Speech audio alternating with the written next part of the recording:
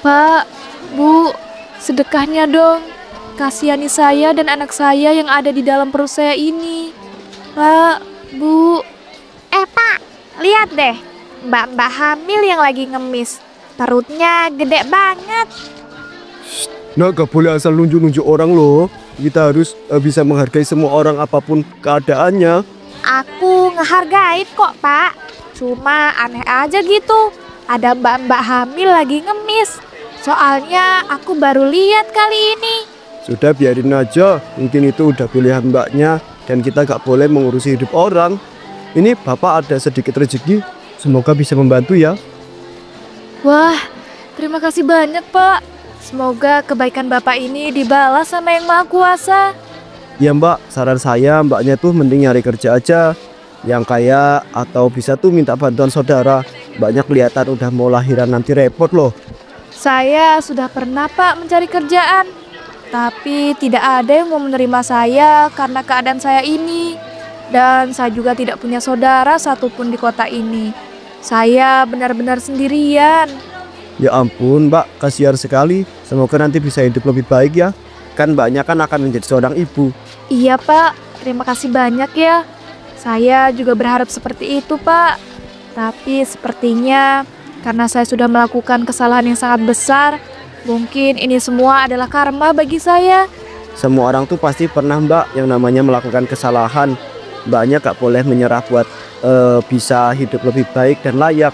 Kalau begitu saya pamit dulu ya. Nak pulang dulu.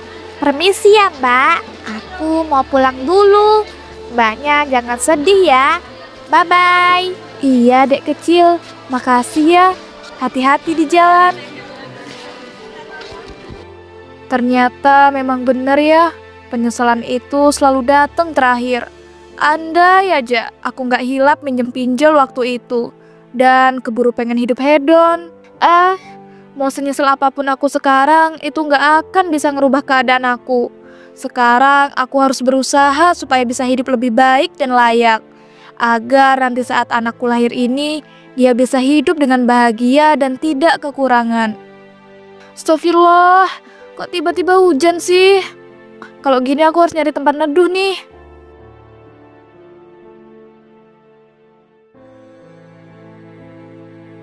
Dasar gelandangan, jangan kotori toko saya ya.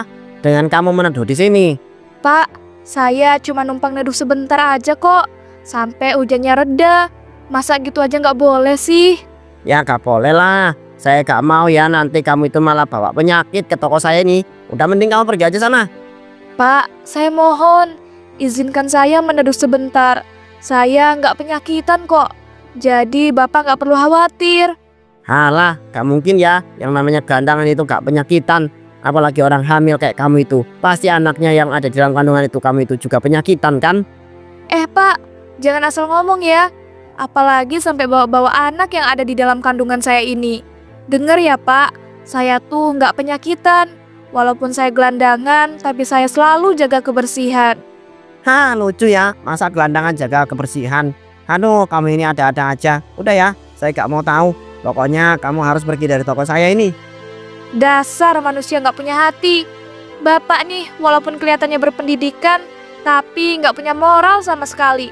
Miris banget. Duh, gelandangan sok-sok mau ngomong soal pendidikan dan moral. Tahu apa kamu Ngaca dong, kadang kamu itu hamil dan jadi gelandangan. Gitu aja termasuk nggak berpendidikan dan bermoral Pak, walaupun keadaan saya begini, tapi saya nggak pernah ya Pak namanya menghina orang yang lebih rendah daripada saya. Ya iyalah, orang nggak ada yang lebih rendah daripada kamu. Kamu ini benar-benar kocak ya. Udah, kami ini gelandangan banyak drama. Sana, cepat pergi. Dita pun kemudian pergi dari sana. Ia mencoba mencari tempat untuk meneduh. Duh, aku harus neduh kemana ya? Kalau aku neduh di depan toko orang lagi, pasti aku diusir. Apa aku neduh di bawah kolong jembatan aja ya? Di sana kan pasti nggak ada yang ngusir.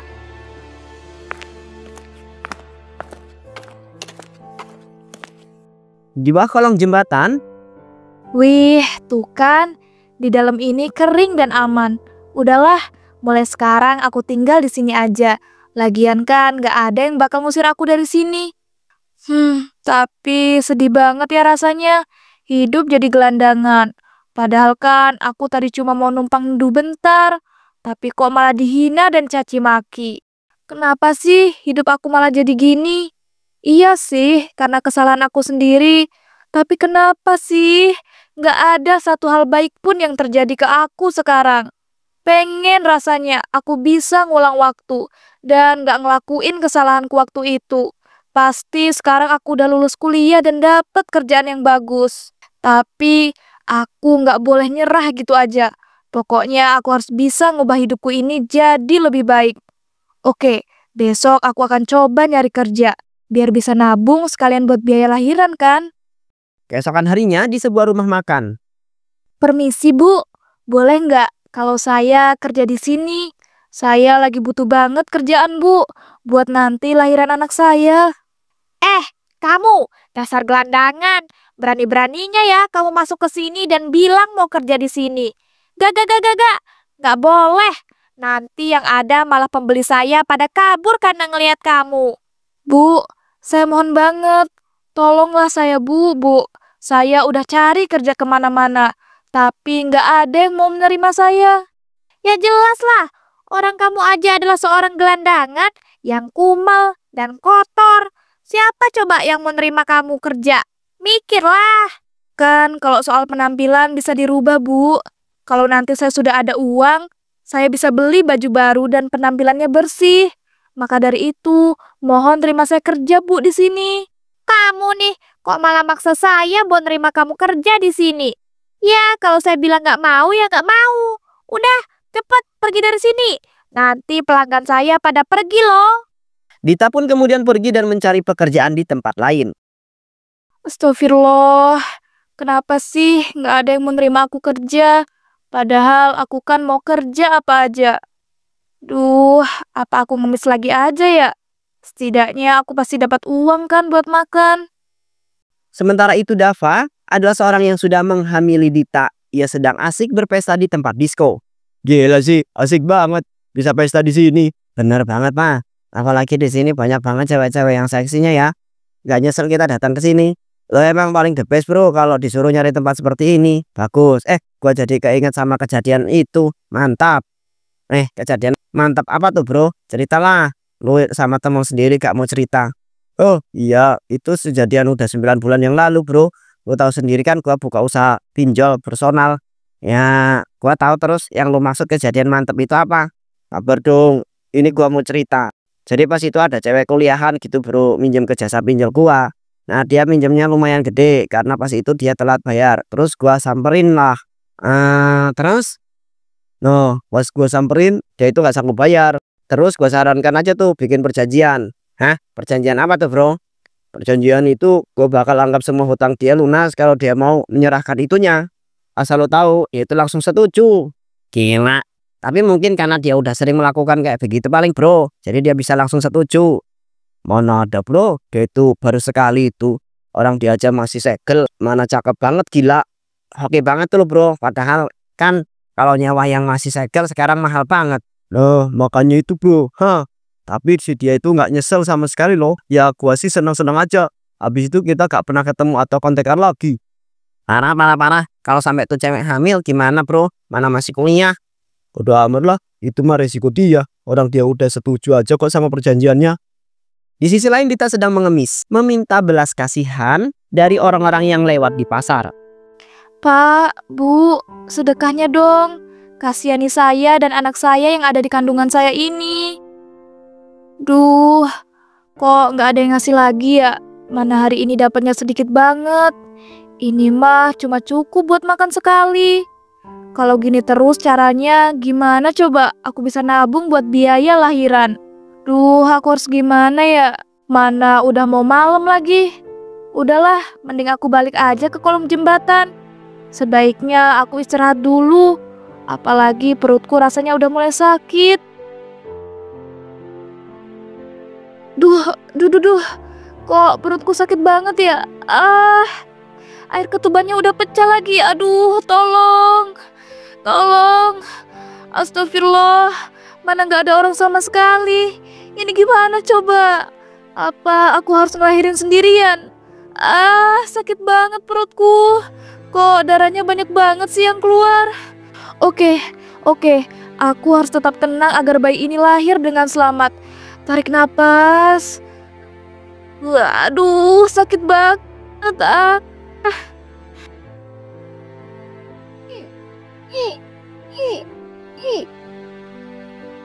Alhamdulillah, bayiku lahir dengan selamat. Maafin ibu ya nak, kamu harus lahir di kolong jembatan, bukan di tempat yang layak. Kok tiba-tiba seluruh tubuhku rasanya sakit banget ya? Ada darah banyak yang keluar. Aduh, apa aku mengalami pendarahan ya? Duh, sakit banget, aku nggak tahan. Tolong. Dita pun meninggalkannya karena mengalami sebuah pendarahan yang hebat. Dan setelah 2 hari bayi Dita pun ikut meninggal karena tidak ada yang mengurus. Namun tiba-tiba suatu malam, aku ada di mana ini? Siapa dan apa yang terjadi padaku? Bayiku, tidak. Kenapa bayiku sudah jadi tengkorak? Padahal kan saat itu aku melahirkannya dengan selamat. Apa karena setelah aku tewas tidak ada yang menemukan bayiku dan mengurusnya? Tidak, bayiku. Aku sudah susah-susah mengandung dan melahirkannya. Ini semua karena si Dava. Dia adalah ayah dari bayiku ini. Tapi dia tidak pernah mau mencoba untuk bertanggung jawab. Awas saja kamu Dava. Aku akan membalaskan dendamku ini. Karena kamu aku jadi seperti ini dan kehilangan bayiku. arwah Dita pun mulai mencari keberadaan Dava. Namun di tengah perjalanan ia melihat seorang rentenir habis menagih hutang. Wah, ada seorang rentenir yang habis nagih utang tuh. Dasar para rentenir yang tidak punya hati. Lihat aja, aku akan membuat semua rentenir menderita. Bang, udah hutangnya ikhlasin aja. Atau nanti bakal saya hantuin loh bang seumur hidup. Seton. Baru digituin aja kok udah ngacir. Sekarang aku harus nyari di mana si Dava itu berada. Pokoknya dia harus membayar apa yang sudah ia lakukan. Lihat saja Dava, aku akan buat kamu menderita karena ketakutan.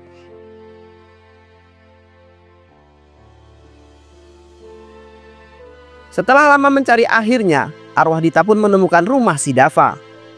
Akhirnya ketemu juga rumah si Dava ini. Untung aja tadi aku bisa berubah jadi manusia dan nanya sama warga. Tapi kelihatannya si Dava belum pulang ke rumah nih. Kalau gitu aku tungguin aja deh. Tak lama Dava pulang dengan mobilnya. Kok sampai rumah aku malah ngerasa merinding dan gak enak ya?